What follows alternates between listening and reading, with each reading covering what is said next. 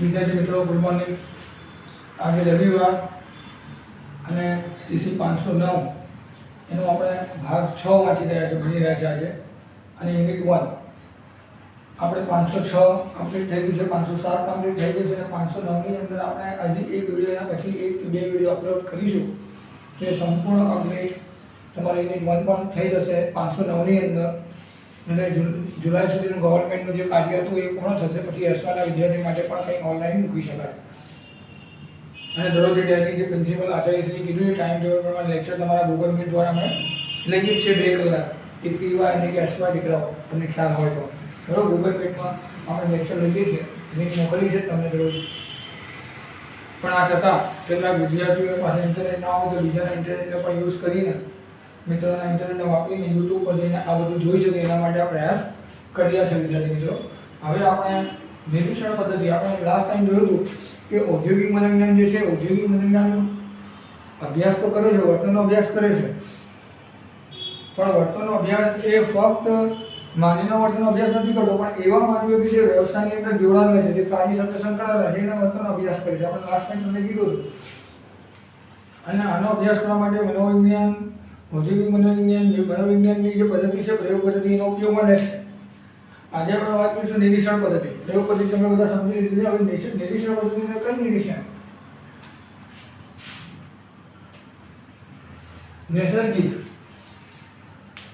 નૈસર્ગિક નિરીક્ષણ પદ્ધતિ, કુદરતી નિરીક્ષણ પદ્ધતિના ઘણા બધા પ્રકારો: સહભાગી નિરીક્ષણ, અસહભાગી નિરીક્ષણ, અર્ધ સહભાગી નિરીક્ષણ, વ્યવસ્થિત નિરીક્ષણ, અવ્યવસ્થિત નિરીક્ષણ, નૈસર્ગિક નિરીક્ષણ. આવા 6-7 પ્રકારો છે. અને એના સિવાય પણ ઘણા બધા પ્રકારો પાડી શકાય. હેતુઓના આધારે એવા મનોવિજ્ઞાનની ઘણી બધી પુસ્તકોમાં ઘણા બધા બીજા પ્રકાર પણ છે. પણ અહીંયા આપણે અભ્યાસક્રમની અંદર આ જ વસ્તુ ભણવા છે. નૈસર્ગિક નિરીક્ષણની વાત કરવાની છે, બીજા કોઈ પ્રકારના નિરીક્ષણની વાત કરવાની નથી. એટલે કે દરેકનો યુઝ, દરેકની મર્યાદા, દરેકના ફાયદા, દરેકનું રિઝલ્ટ ડિફરન્ટ છે. એટલે અહીંયા આપણે લક્ષમાં લઈશું નૈસર્ગિક, એટલે કે નેચરલ.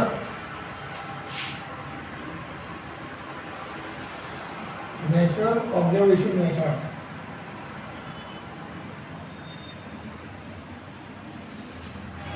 નૈસર્ગિક નિરીક્ષણ પદ્ધતિ શું છે એનો અર્થ? આ આખો ફાયદો.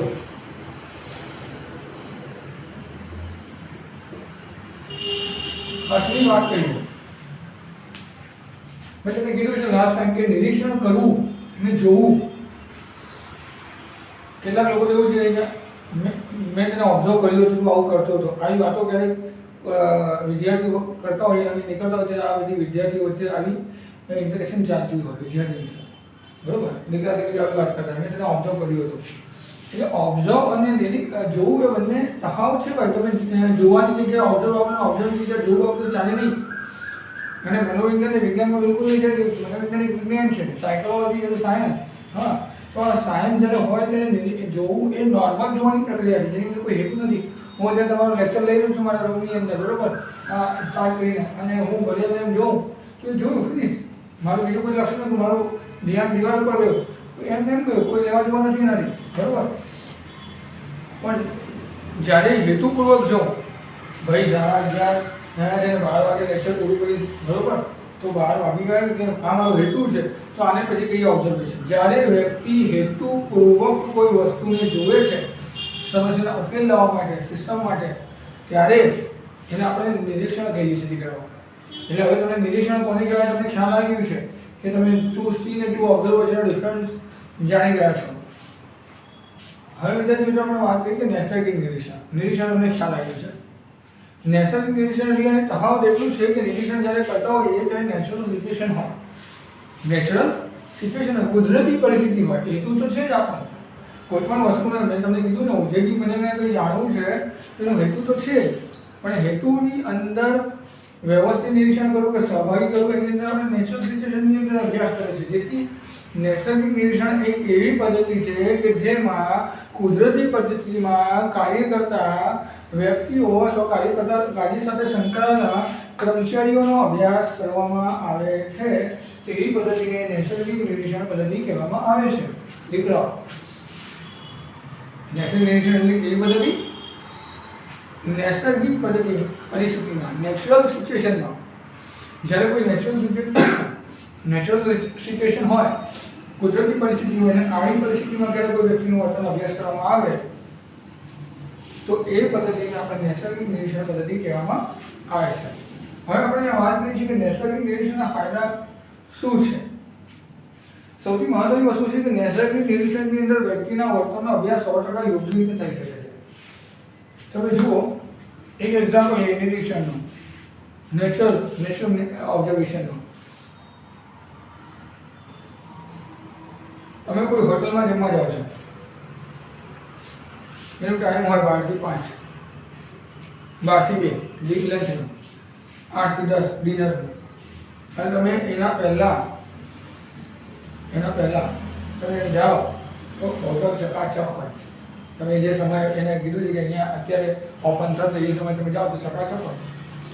અને એના પહેલાં તમે જાઓ અડધો 1 કલાક 1.5 કલાક પહેલાં, ને જો સેટિંગ હોય તો વહેલા, એના કરતાં વહેલા જતા, અને પછી તમે એની પરિસ્થિતિ જુઓ તો તમને એવું થાય કે જે વેટર છે કે જે અહીંયા કિચન છે એ એકચ્યુઅલી આપણે જઈએ છીએ ત્યારે કેવું હોય છે અને પછી આપણે નથી હોતા ને એ પરિસ્થિતિમાં કેવું હોય છે. તો એનો અભ્યાસ કરવો હોય તો મારે નેચરલ સિચ્યુએશનમાં ત્યાં જવું પડે કે એકચ્યુઅલી પરિસ્થિતિ શું છે, એ ખાવાની અંદર કેટલી તકેદારી રાખે છે, કેટલી હેલ્થને હાઇજીનિક બનાવવા માટે, હાઇજીનિક ફૂડ બનાવવા માટેની તકેદારી રાખે છે, એ આપણે ત્યાં જઈએ તો ખ્યાલ આવે. નેચરલ સિચ્યુએશન પણ હું કહું હું તમને ચેક કરવા આવું છું, તમે બરોબર ખાવાનું બનાવો છો કે નહીં એવું મને રિપોર્ટ મળ્યું છે, હું ત્યાં જાઉં અને પછી તો હું ત્યાં જાઉં તો બધું હલકું જ હોય ને, કેમ કે તમે ફોન કર્યો એટલે વ્યક્તિને સિસ્ટમેટિક ગોઠવી દીધું છે. એટલે નેચરલ સિચ્યુએશનની અંદર વ્યક્તિના વર્તનમાંથી એ જ વર્તન પેદા થાય છે કે જે વ્યક્તિ પોતે જેવો જ છે. એટલે કહેવાનો મતલબ એ છે કે જ્યારે વ્યક્તિનો અભ્યાસ કરવામાં આવે એ ત્યારે કુદરતી પરિસ્થિતિમાં કરવો જોઈએ. કોઈ વ્યક્તિનો કન્સેપ્ટ અભ્યાસ કરવો હોય તો એ જ્યારે કામ કરતો હોય એ પરિસ્થિતિમાં અભ્યાસ કરવો જોઈએ, જેથી આપણને ખ્યાલ આવે કે એનું એકચ્યુઅલી વર્તન શું છે. હા, પણ તમે હું કહું હું અત્યારે લેક્ચર તમારું લઈ રહ્યો છું, તમને તો ખબર છે ક્લાસની અંદર પણ હું તમારું લેક્ચર એટલે મારી પાસે કોઈ બુક નથી હોતી, હું ડાયરેક્ટ તમને ભણાવવાનું શરૂ કરું છું મુદ્દા લખીને. પણ ગયા છે કે મારા સાહેબો આ રીતે ભણાવ્યું ને હું તમને આ રીતે ભણાવી શકું છું. એટલે આ રીતે હું કરું તો હું બિંદાસ લેક્ચર લઉં છું. આપણો દરવાજો ખુલ્લો હોય, હું લેક્ચર લેતો હોઉં, પ્રિન્સિપલ આચાર્ય સાહેબ નીકળતા હોય ત્યાંથી, તો ત્યારે તો મને 50 લોકો જોતા હતા, 50 વિદ્યાર્થી ને પ્રિન્સિપાલ, બરાબર ને. હવે તો આખું દુનિયા જોઈ રહી છે. જે સબસ્ક્રાઈબર કરશે કે CC 500 નાખે, CC 510 નાખે, કે મારું નામ નાખશે, એ ઓપન થશે ચેનલ અને આખું જગત જોશે. તો અત્યારે પણ હું નેચરલ છું. હા, મારો અભ્યાસ કરવો હોય તો આ સિસ્ટમનો ઓબ્ઝર્વેશન મારું કુદરતી પરિસ્થિતિમાં કરવું જોઈએ. પણ તમે કહો કે એક સારો વ્યક્તિ તમને મળવા માંગી જશે અને તમે બહુ સરસ રીતે વાત કરશો એ તમે મને સૂટ મૂટ પહેરીને સામે લઈ જાઓ તો હું જેવો છું એવો તો છું જ નહીં. તમે જે રીતે મને તૈયાર કરીને એની સામે રિપ્રેઝેન્ટ કર્યું છે, મેં મારી જાતને અંદર મોડિફાય કર્યું છે, મોડિફિકેશન કર્યું છે, અને મારું વર્તન યોગ્ય વર્તન છે કે નહીં ડિસાઇડ ના કરી શકાય કૃત્રિમ પરિસ્થિતિમાં. એના માટે ઔદ્યોગિક મેનેજમેન્ટ ક્ષેત્રની અંદર તો 100% વર્તનની સાચી જાણકારી હોવી જોઈએ. તમે કૃત્રિમ પરિસ્થિતિમાં વર્તનનો અભ્યાસ કરો તો એ સ્વાભાવિક નથી કે વર્તન યોગ્ય રીતે વર્તન વ્યક્તિ જે કર્યું છે એ કુદરતી છે કે પોતે જે કર્યું છે સાચું કરી રહ્યો છે. એ તો આર્ટિફિશિયલ કરશે, હું સાચું બોલું છું, હું જૂઠ નથી બોલતો, હું તો કામની ચોરી નથી કરતો, તો નૈતિક છું, આવા સ્ટેટમેન્ટ કરી શકશે. પણ જ્યારે તમે એને કુદરતી પરિસ્થિતિનું કામ કરતા જુઓ, એના આખા 24 કલાક 12 કલાક જે સમય સુધી જે કામ કરે છે એનું ઓબ્ઝર્વેશન કરો, એની ડેટા રેકોર્ડ કરો, તમને ખ્યાલ આવે કેટલી વખત પેશાબ કરવા ગયો, કેટલી વખત પાણી પીવા ગયો, કેટલું જમવા માટે નીકળ્યું, કેટલું એને કામ કર્યું છે, એકચ્યુઅલી કામના કલાકો કેટલા છે, વાસ્તવિક કામના કલાકો કેટલા છે. કામના કલાકો તો 10 કલાકો નોકરીની અંદર, 9 કલાકો, પણ વાસ્તવિક કામને કેટલું કર્યું 10 કલાકની અંદર. તો આ ક્યારે મેઝરમેન્ટ થાય? કોઈને પૂછે કે તમે કેવા, તો કે હંમેશા બહુ સારા. હા, ત્યારે કોઈ વ્યક્તિ સાચું બોલવા તૈયાર જ નથી, સારું બોલવા તૈયાર છે. તો આવી પરિસ્થિતિની અંદર ઔદ્યોગિક મનોવિજ્ઞાન જે છે વ્યક્તિના વર્તનનું જે અભ્યાસ કરવા માંગે છે એ વ્યક્તિના વર્તનનો અભ્યાસ કરવા માટે કુદરતી પરિસ્થિતિનો એ ભાર મૂકે છે. એના માટે નૈસર્ગિક નિરીક્ષણ પદ્ધતિ દ્વારા વર્તનની સાચી સમજૂતી આપણને પ્રાપ્ત થઈ શકે છે. બરાબર.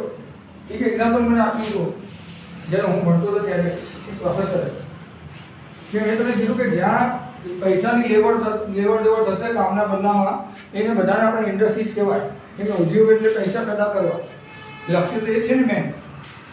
હા, હેતુ તો મેન આ જ છે ને, બીજું શું હેતુ હોય? એ અલગ વસ્તુ છે કે લોકો કે મેં કેન્સરની હોસ્પિટલ ખોલી અને એ જ વ્યક્તિનું તમાકુની દુકાને ચાલતી હોય, બરાબર? તો એ આખો કોન્સેપ્ટ અલગ છે, પણ મુખ્ય હેતુ છે પૈસા કમાવાનો. તો એ એક હવે નેચરલ સિચ્યુએશન કે વિદ્યાર્થી શિક્ષકને બહુ હેરાન કરે છે નાનો ટાઈમે, અને શિક્ષક વિરોધ એનાથી હેરાન થઈ જાય છે. ટીચર જ્યારે પણ એન્ટર થાય કે બાળકને બીજા બાળકને મારે, સૂઈ જાય, અને ટીચર એને કશું પણ બોલે તો એ હશે. ટીચર એને હાથ લગાવે તો વધારે હશે. નાના બાળકો 5-6 વર્ષની બાળકોની વાત છે, મોટા બાળકોની વાત નથી કરતા. આ બહુ પહેલાં મને એક સાહેબે આ એક્ઝામ્પલ આપ્યું હતું, બરાબર? હું એની સાથે બહુ ક્લોઝ, પાઠક સાહેબ કરીને મારા સાહેબ હતા. તો એમણે મને કીધું કઠિયારા કે હું જ્યારે એમને ઓબ્ઝર્વેશન કરવા ગયો, નૈસર્ગિક નિરીક્ષણ, કુદરતી પડી ત્યારે મને સમજાવતો હતો, ચિકિત્સામાં એને સમજાવતો ત્યારે આ એક્ઝામ્પલ મને લીધો હતો. તો જ્યારે હું એને ઓબ્ઝર્વ કર્યું તો મને ખ્યાલ આવ્યો કે 15 દિવસ સુધી ટીચરની કે શું કહે છે કે વિદ્યાર્થી ટીચર આવે તો જ મગજમારી કરે છે, બીજી શિક્ષકના ક્લાસમાં આવું કરતો નથી. તો આવું કેમ થાય છે? તેનું રીઝન છે કે જે વિદ્યાર્થી આવું કરે છે એને આ શિક્ષક સાથે કોઈ પ્રોબ્લેમ છે. 15 દિવસ આટલું ખબર પડી. કેમ ખબર પડી? કે કુદરતી પરિસ્થિતિમાં અભ્યાસ કર્યો એના કારણે. જો કુદરતી નિરીક્ષણ પદ્ધતિ, નૈસર્ગિક નિરીક્ષણ પદ્ધતિમાં અભ્યાસ ના કર્યો તો આપણે એમ કે વિદ્યાર્થી બરોબર નથી, નિયંત્રણમાં નથી, વિદ્યાર્થી મસ્તીખોર છે, આવું કે. પણ જ્યારે 15 દિવસ પછી અભ્યાસ કર્યો ત્યારે ખબર પડી કે શિક્ષક એ બાળક શિક્ષકને બહુ ગમે છે, બાળક શિક્ષકને બહુ ગમે છે, બરાબર? એના મનમાં શિક્ષક પ્રત્યે બહુ ફિલિંગ છે આપણા નાના બાળકનું, જેના કારણે એ વિચારે કે શિક્ષક અમને ટચ કરે, હાથ લગાવે તો મને મજા આવશે, એટલે એ મસ્તી કરે. ટીચર એને એ આવું નહીં કરવાનું ટચ કરે એટલે એ વધારે કરે. એટલે આવું ઓબ્ઝર્વેશન કરતા ગયા અને પછી ખ્યાલ આવ્યો કે ભાઈ હવે શિક્ષકને કહી દીધું કે તમારે બાળકને ટચ કરવાનું નથી. ટીચરે એક વખત એને મસ્તી કરવાની ટચ કર્યું નહીં, એ બાળક આપો શાંત થઈ ગયું, પછી મસ્તી કરવાનું બંધ કરી દીધું. તો આ શું છે? આવો અભ્યાસ કરવો હોય તો કુદરતી પરિસ્થિતિમાં તો આવું લેબોરેટરીમાં કે પ્રયોગ કરીને શક્ય જ નથી આ બધા પ્રયોગો, બરાબર? અને રિઝલ્ટ પણ કમ્પ્લીટ ના થઈ શકે એના માટે. એટલે આપણે જે કંઈ અભ્યાસ કરીએ છીએ નૈસર્ગિક નિરીક્ષણ પદ્ધતિની અંદર, એમાં વર્તનનો અભ્યાસ બહુ સચોટ રીતે થઈ શકે છે, બહુ ક્લિયરિંગ થઈ શકે છે, ક્લેરિટી એની અંદર હોઈ શકે છે. અને પરિસ્થિતિ, આખી સિચ્યુએશન કુદરતી હોય છે ને, આખી પરિસ્થિતિ જે છે એ નેચરલ પરિસ્થિતિ છે. દાખલા તરીકે મારે જાણવું હોય કે ભૂકંપની લોકોના માનસ ઉપર શું અસર થાય છે, ભૂકંપની લોકોના માનસ ઉપર શું અસર થાય છે, અર્થક્વેકની, તો મારે જાણવું કે હુલ્લડની લોકોના માનસ ઉપર શું અસર થાય છે, કોરોના દર્દીની માનસિક અસર શું છે, એના ફેમિલી ઉપર કોરોના જે દર્દી છે એના ઘરનો એના કારણે એના માનસિક સ્વાસ્થ્ય ઉપર શું અસર થઈ છે એની ફેમિલીને. આવો મારો બધા અભ્યાસો કરવા હોય તો હું એવું કરું કે એને પ્રયોગશાળામાં ભૂકંપ પેદા કરું, પ્રયોગશાળાની અંદર હુલ્લડ પેદા કરું, પ્રયોગશાળામાં કોઈને કોરોના કરું કોઈ છોકરાને, અને એની મમ્મીને સામે રાખો ને પછી એ મમ્મીની માનસિક સ્વાસ્થ્ય માપન કરું. એ શક્ય છે? તો એ બિલકુલ શક્ય નથી. કેમ કે જ્યારે પણ આ રિઝલ્ટ આવશે ત્યારે એ રિઝલ્ટ ક્લિયર નહીં હોય, કેમ કે ત્યાં વાસ્તવિક પરિસ્થિતિ નથી, એ કૃત્રિમ પરિસ્થિતિ છે.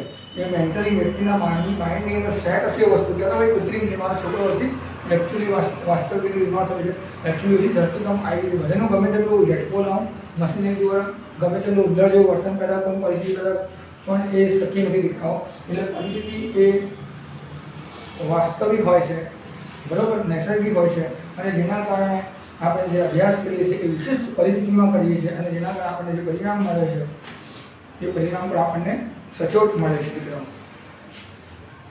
અહીંયા સુધી તમને ના ખ્યાલ આવે તો પૂછી લીધા.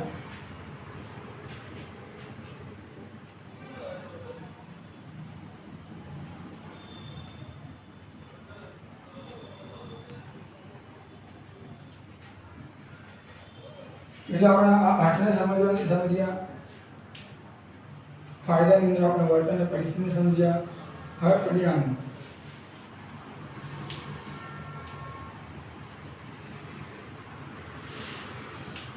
જે કંઈ વાસ્તવિક પરિસ્થિતિ એ વાસ્તવિક છે, એની અંદર કોઈ મોડિફિકેશન થયું જ નથી, મેં નથી કર્યું, પ્રયોગ કરતા નથી કર્યું, પ્રયોગ પાત્ર નથી કર્યું, જે કંઈ સિચ્યુએશન ચેન્જીસ થઈ રહ્યા છે કુદરતી થઈ રહ્યા છે, કુદરત દ્વારા થઈ રહ્યા છે, એટલે જે કંઈ પરિણામો હશે દીકરાઓ એ પરિણામો 100% વાસ્તવિક અને વિશ્વસનીય હશે, બરાબર? કેમ કે અને વાસ્તવિક હોય તો આપણે છાતી ઠોકીને કહી શકીએ કે આ પરિણામો જે છે કોરોના જે વ્યક્તિના ઘરમાં જે ઘરની અંદર કોરોના દર્દી છે એ ઘરની લોકોની માનસિક પરિસ્થિતિ બહુ જ ખરાબ હોય, બરાબર? એ સ્વાભાવિક વસ્તુ છે. તો આવું સંશોધન આપણે નૈસર્ગિક નિરીક્ષણ દ્વારા કર્યું તો આપણે એવું કહી શકાય ને કે દુનિયાના કોઈ પણ ઘરની અંદર જ્યારે આવી પરિસ્થિતિ પેદા થશે તો એ ઘરના વ્યક્તિનું માનસિક સ્વાસ્થ્ય ખરાબ હશે જ. એમાં કોઈ શંકાની સ્થાન નથી કે પોતાના વ્યક્તિને આવું થયું છે, બરાબર? એટલે ઇમ્પોર્ટન્ટ વસ્તુ છે દીકરાઓ કે જે પરિણામો આવે છે વાસ્તવિક છે અને આપણે એ પરિણામોને આપણે દરેક જગ્યાએ યુઝ કરી શકીએ છીએ. એ રિઝલ્ટ છે એ રિપ્રેઝેન્ટેટિવ ઓફ ધ પોપ્યુલેશન. આ જે પરિણામ છે એ આખી સમસ્યાને આપણે લાગુ પાડી શકીએ છીએ દીકરાઓ, કેમ કે કુદરતી પરિસ્થિતિઓ દ્વારા આપણને આ પરિણામ પ્રાપ્ત થયા છે. આ પરિણામોની અંદર આત્મલક્ષિતા નથી, ઓબ્જેક્ટિવિટી નથી, વસ્તુલક્ષિતા છે. વસ્તુલક્ષિતા એટલે શું? નેચરલ સિચ્યુએશન છે, વિજ્ઞાન પ્રમાણે વસ્તુલક્ષી પરિણામ પ્રાપ્ત થઈ છે, પણ આત્મલક્ષિતા નથી. આત્મલક્ષિતા એટલે શું કે હું કંઈ કહું અને બીજો કોઈ કહે, બંનેના પરિણામમાં મનોવૈજ્ઞાનિકના પરિણામમાં તફાવત આવતું જ જાય અને તફાવતનું અંતર બહુ મોટું હોય તો એ પરિણામ આત્મલક્ષી પરિણામ છે. એ આત્મલક્ષી પરિણામોને આપણે આખી સમસ્યા પર લાગુ પાડી શકીએ નહીં દીકરાઓ, બરાબર? એટલે આત્મલક્ષિતા આની અંદર આવતી નથી. આ સૌથી મહત્વનો ફાયદો પણ છે, બરાબર? બીજી વસ્તુ છે કે આ એકદમ વિશ્વસનીય અને યથાર્થ પરિણામ હોય છે. આ વિશ્વસનીય યથાર્થ પદ્ધતિ એના માટે આપણે કહીએ છીએ કે ઘણી વખત પ્રયોગ પદ્ધતિની અંદર પ્રયોગ કરતા પોતાના રોગને પોતાના મનોબળને ધ્યાનમાં લઈને એ કોઈ નિદર્શનને પસંદ કરી શકે, બરાબર? એની અંદર એનો મનોબળ અને પૂર્વગ્રહ આવી શકે છે. પણ અહીંયા તો સ્વતંત્ર પરિવર્તી આપણે લાસ્ટની ભણ્યું પ્રયોગની અંદર સ્વતંત્ર પરિવર્તી કોને કહેવાય, આધારિત પરિવર્તી કોને કહેવાય, નિયંત્રિત પરિવર્તી કોને કહેવાય. સ્વતંત્ર પરિવર્તી એટલે એવું પરિવર્તી કે જેમાં પ્રયોગ કરતા પોતાની મરજી પ્રમાણે માપન કરી શકે અને નાસ્તો કરી શકે, એ પરિવર્તન આપણે સ્વતંત્ર પરિવર્તી કહેવાય છે. એટલે કહેવાનું મીનિંગ કે પ્રયોગની અંદર સ્વતંત્ર પરિવર્તન શું કરે છે? પ્રયોગ કરતા મેનિપ્યુલેશન કરે, ચેન્જીસ કરે છે, બરાબર? હવે ચેન્જીસ કરતો હોય તો પરિણામ પર ચેન્જેબલ થશે અને અહીંયા તો એને તક જ નથી મળતી, બરાબર? પરિવર્તનમાં નિયંત્રણ ચેન્જીસ કરવાની. એટલે આ સંપૂર્ણ વસ્તુલક્ષી રીતે આપણને આખી પ્રોસેસ થાય છે અને સ્વતંત્ર પરિવર્તન પર ના પ્રયોગકર્તાની નેગેટિવ અસર થાય છે, ના પ્રયોગ પાત્રની અસર થાય છે, નિદર્શ છે એની પણ અસર થતી નથી. એના કારણે આપણે કહી શકાય કે આ પણ એક અગત્યનો ફાયદો છે દીકરાઓ. એટલે અહીંયા આપણે ફાયદાની અંદર આત્મલક્ષિતા જોઈ લીધું, સ્વતંત્ર પરિવર્તન જોઈ લીધું અને પ્રયોગકર્તાની વાત કરી એની અંદર કે બધું અશક્ય છે. પ્રયોગકર્તા એની અંદર કોઈ પ્રકારનું નિયંત્રણ કરી શકતું નથી. હવે આપણે મર્યાદા જોઈએ દીકરાઓ કે મર્યાદાની અંદર પરિવર્તન અશક્ય છે. મેં તમને કીધું હતું કે કોઈ પણ મનોવિજ્ઞાન છે કોઈ પણ વિજ્ઞાન છે એના બહુ મહત્વના લક્ષણો હોય. વિજ્ઞાનને વિજ્ઞાન બનવા માટેના લક્ષણો હોય. એના લક્ષણો એટલે કે સિમ્પટમ્સ હોય, કેરેક્ટરિસ્ટિક્સ હોય, ફીચર્સ હોય, બરાબર? એ રીતે મનોવૈજ્ઞાનિક વિજ્ઞાન છે તો મનોવૈજ્ઞાનિક વિજ્ઞાન હોય તો એનું કારણ છે કે આની પાસે પણ પોતાના આગવા ફીચર્સ હોવા જોઈએ, જે વૈજ્ઞાનિક ફીચર્સ હોય. તો વિજ્ઞાનની પાસે જે પોતાના ફીચર છે એ જ મનોવિજ્ઞાને એડોપ્ટ કર્યા છે. પુનરાવર્તન, પરિવર્તન, નિયંત્રણ, વસ્તુલક્ષિતા એ મનોવિજ્ઞાનના પણ ફીચર્સ છે અને એના કારણે એ વિજ્ઞાન છે. હવે નિરીક્ષણ પદ્ધતિમાં તકલીફ એ છે કે આખી પદ્ધતિ કુદરતી હોય તો પછી કુદરતી પરિસ્થિતિમાં ભૂકંપનો અભ્યાસ કરવો છે કે ઉદ્યોગોની અંદર કર્મચારીનો અભ્યાસ કરવો હોય તો કર્મચારી જે તે સમયે દાખલા તરીકે 11:10 એ જે વર્તન કરે છે એનું મેં કુદરતી નિરીક્ષણ કર્યું અને પછી આ રીતે દરરોજ કરીને પરિણામ તારો હું. પણ 11:10 જે વર્તન કર્યું તો ફરીથી મારે રિપીટ કરવું હોય ભવિષ્યમાં તો રિપીટ કઈ રીતે થશે? નહીં થાય, કેમ કે એને જે વર્તન કર્યું છે કુદરતી હતું, બરાબર? એટલે આ પદ્ધતિની અંદર સૌથી મહત્વની વસ્તુ છે કે એની મર્યાદામાં ગણી શકો તમે કે એની અંદર પરિવર્તન શક્ય નથી, બરાબર? અને એના કારણે કર્તૃત્વમાં જે ફેરફારો થાય છે, જે કર્મચારી ફેરફાર કરે છે પોતાના બિહેવિયરની અંદર કે પોતાના કામની અંદર, એ ફેરફાર કયા કારણોસર થયા છે જેને આપણે ટાળવી શકતા નથી, કેમ કે પરિવર્તન એ નથી થઈ શકતું. પુનરાવર્તન પણ અશક્ય છે. આ પદ્ધતિની અંદર પુનરાવર્તન પણ કરી શકાતું નથી વિદ્યાર્થી મિત્રો. આપણે કીધું પુનરાવર્તન, પરિવર્તન, નિયંત્રણ અને વસ્તુલક્ષિતા. પણ અહીંયા આ પદ્ધતિની મર્યાદા એ છે કે જેની અંદર પુનરાવર્તન અને પરિવર્તન બંને અશક્ય છે. આનું ઉદાહરણ જોઈએ દીકરાઓ, બરાબર. અહીંયા સુધી આપણે નાખીશું. આજે આપણે આપણી એક પદ્ધતિ બાકી છે. હવે સર્વેક્ષણ પદ્ધતિ. સર્વેક્ષણ પદ્ધતિની 2 પદ્ધતિઓ છે, મુલાકાત અને પ્રશ્નાવલી, બરાબર. જો શક્ય હોય તો ચલાવીશું, નહીં કે આપણે આખી બસ નિરીક્ષણ પદ્ધતિ બતાવીશું. એના પછી એક લેક્ચરની અંદર આપણે સર્વેક્ષણ પદ્ધતિને જોઈ લઈશું. અને બંને પદ્ધતિને સર્વેક્ષણ પદ્ધતિ ચર્ચા કરી દઈશું. અને એકની અંદર આપણે 509 કયા ક્વેશ્ચન પૂછાયા, કઈ રીતે આન્સર લખવું, એ બધી ચર્ચા કરી. એટલે ઓલમોસ્ટ 2 વિડીયો, એટલે તમે જુઓ કે 22-23 તારીખ સુધીમાં આ આખું સંપૂર્ણ 509 તમારા યુટ્યુબ પર, મારી ચેનલ પર તમને મળી રહેશે દીકરાઓ, એક્સ્ટ્રા મટીરિયલ તરીકે. હવે આ જે પ્રતિભાવો છે, નૈસર્ગિક નિરીક્ષણના જે છે, નૈસર્ગિક નિરીક્ષણનો એક અભ્યાસ કરીને મોડેલની દ્વારા અભ્યાસ કરવામાં આવ્યો છે. એને આપણે સમજીએ કોણે કર્યું, શું કર્યું, એ મારે પડવું નથી. કોઈ ડોળમાં નાનો છે, જગ્યા વધારે રોકે છે. તમારી પાસે નોટ્સ મેં તમને આપી દીધી છે, પીડીએફ ફાઇલ તમે ડાઉનલોડ કરી પણ લીધી છે. અને તમે એની અંદર જોઈ શકો છો કે ફલાણા વૈજ્ઞાનિકે આ સંશોધન કર્યું આટલા વર્ષમાં. ભણવાની એ તમને નથી સમજાવું, એ તો તમે ગોખી પણ શકો છો, તમે યાદ કરી શકો છો, મેમરાઇઝ કરી શકો છો. પણ મારે જે સમજાવવું છે, મારે અગત્યની વસ્તુ જોઈએ કે જે અભ્યાસ કરવામાં આવ્યો હતો એની અંદર એ પ્રકારનો અભ્યાસ હતો કે સ્ટાફ જે છે, જે કંપની છે, કંપનીનો પોતાનો સ્ટાફ છે, કર્મચારીઓ છે, એ કર્મચારીઓ અને ગ્રાહકો વચ્ચેનો અભ્યાસ કંપનીને કરવું છે. કેમ કે જ્યાં સુધી કર્મચારી એ આપણે ખ્યાલ છે કે ઉદ્દીપક અને પ્રતિક્રિયાનો સિદ્ધાંત છે. જેવી વોટ્સને આવું કીધું છે ને, ઉદ્દીપક અને પ્રતિક્રિયાનો સીધો સંબંધ છે. તમે કોઈને ગાળ આપો તો સામેથી ગાળ જ આવશે. કોઈ તમે પ્રેમ નહીં કરી તો તમે પ્રેમ કરશો લોકોને તો સામેથી પ્રેમ આવશે. જેવું ઉદ્દીપક એવી પ્રતિક્રિયા, જેવું એક્શન એવું reaction. Stimulus response is equal to behaviour. ઉદ્દીપક વત્તા પ્રતિક્રિયા બરાબર વર્તન, એ વ્યાખ્યા આપણે જોઈ હતી FYની અંદર. પણ અહીંયા આપણે વાત કરી છે એ જ વાત છે, થોડી સમજીએ ને, કે જ્યારે પણ ઇન્ડસ્ટ્રીને એવું લાગે છે કે કર્મચારી મારા જે છે એ કર્મચારી અને ગ્રાહકો વચ્ચે જો રિલેશન વધારે મેન્ટેન થાય તો મારું પ્રોડક્શન વધશે અને મને નફો વધારે થશે, એવું એના મનમાં હતું. જેના કારણે આ વાત સાયકોલોજીસ્ટ દ્વારા શેર કરવામાં આવી અને સાયકોલોજી દ્વારા આખો કંપનીના કહેવા પ્રમાણે રિસર્ચ કરવામાં આવ્યું. અને રિસર્ચની અંદર ખબર પડી દીકરાઓ કે એમણે કર્મચારીઓનો અભ્યાસ કર્યો, ગ્રાહકો જેની સાથે જોડાવે છે એ ગ્રાહકોને જોયા, એની પાસેથી એને ડેટા પ્રાપ્ત કરી, કર્મચારીઓ પાસેથી ડેટા પ્રાપ્ત કરી. અને એના પછી એને 2 ગ્રુપ બનાવી દીધા. એક કર્મચારીઓ એવા હતા કે જે બહુ સ્મૂથ હતા, એ બહુ ઇઝી હતા, કે એમને કંઈ ખોટું નથી લાગતું, ઇગોસ્ટિક નથી, એટીટ્યુડ પોઝિટિવ. હા, જ્યાં સુધી સીધા છે ત્યાં સુધી સીધા છે, પણ હારા નેગેટિવ બિહેવિયર કરે તો પછી આ કર્મચારી નેગેટિવ દઈ શકે એવા છે. પણ એકચ્યુઅલી પોતાના તરફથી જ્યાં સુધી શક્ય હોય ત્યાં સુધી પોઝિટિવ એટીટ્યુડ ધરાવે છે કંપનીના કામની અંદર. અને બીજા જે હતા એ થોડા સ્ટ્રોંગ હતા. સ્ટ્રોંગ એટલે કે તરત કોઈ પણ વસ્તુ ઉપર રિએક્ટ કરતા હતા, કે જે ગ્રાહક કશું કહે આટલું મોંઘું હતું છે બીજી જગ્યાએ તો આ ગ્રાહક ઉપર ગુસ્સે થઈ જાય, એ પ્રકારની પર્સનાલિટી ધરાવતા હતા. એટલે 2 પ્રકારના કર્મચારીઓ. આ બંને કર્મચારીઓ પર અભ્યાસ કરવામાં આવ્યો અને આ બંને કર્મચારીઓ દ્વારા સેમ સરખા ગ્રાહકો પહેલાં જુદા જુદા ગ્રાહકો આપવામાં આવ્યા બંને કર્મચારીઓ, પછી એક સરખા ગ્રાહકો પહોંચાડવામાં આવ્યા. અને પછી ખબર પડી કે ગ્રાહક એવા માણસ પાસેથી વધારે વસ્તુ ખરીદી છે કે જ્યાંથી એને પ્રેમ અને સન્માન વધારે મળે છે, બરાબર. એનો મિનિંગ એ થયું કે જે નિર્માણ થાય છે પ્રોડક્શનનું, અને પ્રોડક્શન જ્યારે વેચવી હોય તો પ્રોડક્શનનો વેચવાનો આધાર એ ગ્રાહક અને આપણે કર્મચારી વચ્ચેનો જે સંબંધ છે, રિલેશન છે, એના ઉપર આધારિત છે. તમે જુઓ ને નેશનલ રિલેશનને આપણે જોઈએ, અમિતાભ બચ્ચન ઝંડુબામ પેલું ક્ષમનપ્રાસ વેચવા આવે, બરાબર. કેટરીના કેફ પેલા ડાયના સાબુમાં આવે તો લોકો કેટરીના કેફને સારી સમજે છે, એ રોલ મોડલ છે. અમિતાભ બચ્ચન રોલ મોડલ છે એમના માટે, બરાબર. એટલે અમિતાભ બચ્ચન તો ઉંમરવાળા છે ને તોય હેન્ડસમ ને હાઈ બોડી કમ્પ્લીટ છે, બીમાર નથી, તો લોકો એને ફોલો કરે છે ઘણા લોકો. અને કંપનીને ખબર છે કે આને ફોલો કરતા હોય તો એ જગ્યાએ એ લોકો ખાશે પણ. અને કંપનીનો સંબંધ ડાયરેક્ટ કંપની વાત નહીં પણ બીજી રીતે અમિતાભ બચ્ચનના ગ્રાહક સાથે રિલેશન મેન્ટેન છે. એ જ રિલેશનનો ઉપયોગ કરીને કંપની પોતાનું પ્રોડક્શન વેચે છે અને બ્રાન્ડ એમ્બેસેડર બનાવે છે, કે તમારા બ્રાન્ડને પ્રચાર કરવાનો. એવાનો મતલબ શું છે? આખી વાત ક્યાં સંબંધ ઉપર આવીને અટકી છે. એટલે હા, સંબંધ જેટલા ડેવલપ હશે એટલું જે છે એમ્પ્લોયમેન્ટ અને ગ્રાહકના સંબંધ જેટલા સારા હશે એટલું બિઝનેસ સારું થઈ શકશે.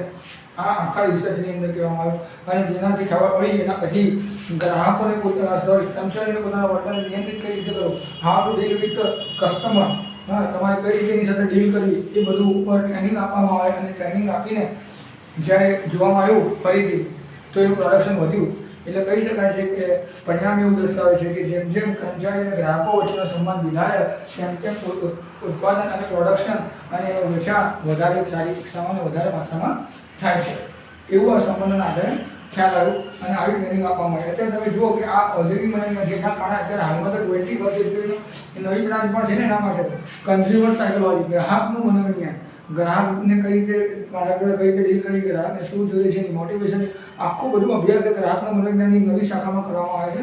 પણ અહીંયા આપણે નિસર્ગિક નિરીક્ષણની વાત કરી છે, એટલે તમને કીધું કે અહીંયા ગ્રાહક અને આ બંને વચ્ચે વસ્તુ આવી છે, એટલે મેં તમને આ વાત જરા શેર કરી, તમને એક્સ્ટ્રા નોલેજ પણ આવે છે. જ્યારે GSET કે નેટની એક્ઝામ આપતા હોય ત્યારે આ બધા નોલેજ તમને ખ્યાલ કામમાં આવી શકે એવું લાગતું હતું. એટલે મેં તમને કીધું કે કન્ઝ્યુમર સાયકોલોજી મનોવિજ્ઞાનની નવી શાખા છે અને ત્યાં પણ આ બધું અભ્યાસો કરવામાં આવે છે ગ્રાહક અને એમ્પ્લોય વચ્ચેના, અને ઇન્ડસ્ટ્રીયલ સાયકોલોજીની અંદર પણ આ રિલેશન થાય છે. અહીંયા તમને કોઈ સવાલ હોય તો પૂછી લો મિત્રો.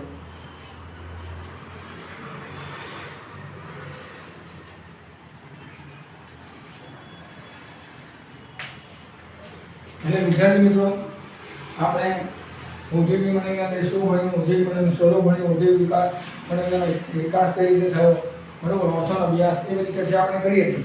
અને એના પછી આપણે આને ઔદ્યોગિક મનોવિજ્ઞાનનું કાર્યક્ષેત્ર, ઔદ્યોગિક મનોવિજ્ઞાનના કાર્યક્ષેત્રની પણ આપણે ચર્ચા કરી દીકરાઓ. ગૂગલ મીટ ઉપર પણ એ મુદ્દાની ચર્ચા થઈ ગઈ અને યુટ્યુબ પર પણ મુકાઈ ગઈ, બરોબર. પણ હવે આપણે અહીંયા ચર્ચા કરી છે છેલ્લા પોઈન્ટની હતી કે ઔદ્યોગિક મનોવિજ્ઞાનની પદ્ધતિ, ઔદ્યોગિક મનોવિજ્ઞાન 3 પદ્ધતિનો આપણા અભ્યાસક્રમમાં છે. એમ તો ઘણી બધી મેથડ છે, અભ્યાસક્રમમાં 3 છે. એની અંદર આપણે પહેલી પદ્ધતિ પ્રયોગ પદ્ધતિ, બીજી નિરીક્ષણ પદ્ધતિ અને ત્રીજી સર્વેક્ષણ પદ્ધતિ. એની અંદર આપણે પ્રયોગ પદ્ધતિની વાત કરી નાખી છે. અને આપણે નૈસર્ગિક નિરીક્ષણની અર્થ, ફાયદા, મર્યાદા, એનું ઉદાહરણ, એ બધી ચર્ચા કરી દીધી દીકરાઓ. અને આ છેલ્લી પદ્ધતિ છે સર્વેક્ષણ પદ્ધતિ, એ આપણે લાસ્ટ લેક્ચરની અંદર, બીજા લેક્ચરની અંદર, બીજી વિડીયોમાં જોઈશું, જેથી આખું તમારું કોન્સન્ટ્રેશન જે હોય એ સર્વેક્ષણ પદ્ધતિમાં. કેમ કે 3-4 મિનિટ જ બાકી છે, હું આને શરૂ કરીશ તો પછી નિરીક્ષણ સર્વેક્ષણ મિક્સ થતું જશે, બરોબર. એ મારી દ્રષ્ટિએ એવું છે કે હવે દરેકનું આપણે એક વિડીયો અલગ જ કરી દઈએ, કેમ કે આને પણ ઓલમોસ્ટ તમને જે જોઈતું હતું એ તમને મેં આપી દીધું છે. બધું નથી આપ્યું, કેમ કે બધું જે ઇઝી હતું એ તો તમે વાંચી લેવાના છો, પણ જે વસ્તુ સમજવાની હતી એ મુદ્દાઓ મેં અહીંયા મૂક્યા છે, જેથી તમને સમજણ પડી જાય, તમને કોઈ કન્ફ્યુઝન ના રહે, તમારો કોન્સેપ્ટ ક્લિયર થઈ જાય. તમારો કોન્સેપ્ટ ક્લિયર હશે તો તમે લેક્ચર લઈ શકો દીકરાઓ. હવે જવાનો જતો દીકરાઓ કે તમે ક્લાસની અંદર ગમે તેમ બોલી જાઓ વિદ્યાર્થીની સામે, અને 4 ક્લાસની અંદર દરવાજો બંધ હોય ને તમે બોલી ગયા એટલે ચાલ્યું. પણ હવે તો ઓનલાઈન એજ્યુકેશન થઈ ગઈ છે આખી દુનિયામાં. હવે ભારતે પણ આમાં કદમ ઉપાડી છે પ્રાઇમ મિશન ડિજિટલ ઇન્ડિયાના સંદર્ભની અંદર આ કોવિડ એટલે. તો આવી પરિસ્થિતિમાં તમને નોલેજ નહીં હોય ને તમારે લેક્ચર લેવાનું આવશે ઓનલાઈન, યુટ્યુબ પર લેક્ચર મૂકવાનું આવશે, લાવીએ બીજી રીતે લેક્ચર લેવાનું હશે, અને તમને એમ પુસ્તક જોતા જાઓ અને વાંચતા જાઓ તો વિદ્યાર્થી ક્યારે પણ તમારી ચેનલ ખોલશે પણ નહીં, તમને સાંભળશે પણ નહીં. એટલે તમારે આવી રીતે 45 મિનિટ લેક્ચર લેવો હોય દીકરાઓ તો તમારો કોન્સેપ્ટ ક્લિયર હોય. જેટલું કોન્સેપ્ટ ક્લિયર હશે એટલું તમે બહુ આત્મવિશ્વાસની સાથે તમારો લેક્ચર લઈ શકશો, લેક્ચર ડિલિવર કરી શકશો. કેમ કે આજે હું કોઈ પણ વસ્તુને કોઈ પણ શબ્દ લઉં છું તો બહુ સારી રીતે તમને સમજાવ્યું. કેમ કે મારા સાહેબો મને આટલું એક શબ્દ ઉપર 2-2 કલાક બોલતા હતા, આટલો 1-1 કલાક લેક્ચર લેતા હતા એક પોઈન્ટ ઉપર, બરાબર, કન્ટિન્યુ. એટલે આ બધું એમણે એટલું બધું બોલ્યું, એટલું બધું અમને શીખવાડ્યું કે આજે અમે પણ આટલી રીતે કરી શકીએ છીએ. બીજી બુક્સ એક્સ્ટ્રા રીડિંગ કરવાની. તો વિદ્યાર્થી મિત્રો મારું કહેવું છે કે આ બધી વસ્તુઓ તમને જ્યારે આપવામાં આવે છે ત્યારે તમારું કોન્સેપ્ટ ક્લિયર થાય એ જ મારો હેતુ છે. બાકી પરીક્ષામાં પાસ કરવા માટેનું મટીરિયલ તમને પ્રોવાઈડ કરી દીધું છે. એટલે આ કોન્સેપ્ટને તમે સમજો, ગોખણપટ્ટી ના કરતા અને સમજ લો કે નિરીક્ષણ શું છે, નૈસર્ગિક પરિસ્થિતિમાં કરવામાં આવે છે, પરિણામો કેવા હોય, વાસ્તવિક હોય, વિશ્વસનીય હોય, યથાર્થ હોય, અને એના પર પ્રયોગકર્તાનું પણ નિયંત્રણ હોતું નથી. મર્યાદા શું છે, પરિવર્તન અશક્ય છે, પુનરાવર્તન અશક્ય છે. નિરીક્ષણનો પ્રયોગ કયો છે તો કે કર્મચારી અને ગ્રાહકો વચ્ચેના સંબંધની મૈત્રીપૂર્ણ સંબંધની વાત કરી. જેટલું મૈત્રીપૂર્ણ સંબંધ વધારે એટલું વેચાણ વધારે એવો અભ્યાસ કરવામાં, એના માટે આ કર્મચારીઓને આપણે ટ્રેનિંગ પણ આપવામાં આવે છે. અહીંયા સુધી આપણે રાખીએ છીએ. હું ચાલુ રાખું છું, તમે સ્ક્રીનશોટ ખેંચી લેવાનો જેથી તમને વાંધો આવે નહીં.